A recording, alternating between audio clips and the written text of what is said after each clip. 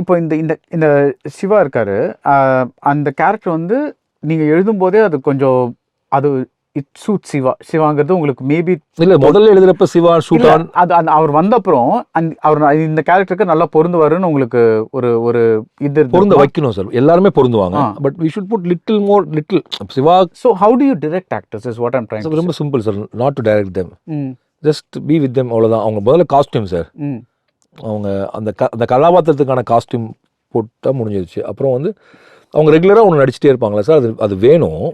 ஏன்னா அதுதான் பார்வையாளர் பழகிருக்காங்க. அதை முற்றிலும் நம்ம தவிர்த்துட்டு நான் அவங்கள புதிய மனிதர்களாக மாற்றுறேங்கிறதுக்கு போகவே வேண்டிய அவசியம் இல்லை. அப்படின்னா நம்மளுக்கு வேறு புதுசாக நடிக்க வச்சிடலாம் நம்ம, இல்லையா? ஸோ அந்த நடிகரோட ஏதோ ஒன்று பிடிச்சி தான் நீங்கள் அவங்கள கூப்பிட்ருக்கீங்க. ஸோ அந்த பிடிச்சதை விட்டுறக்கூடாது சார்.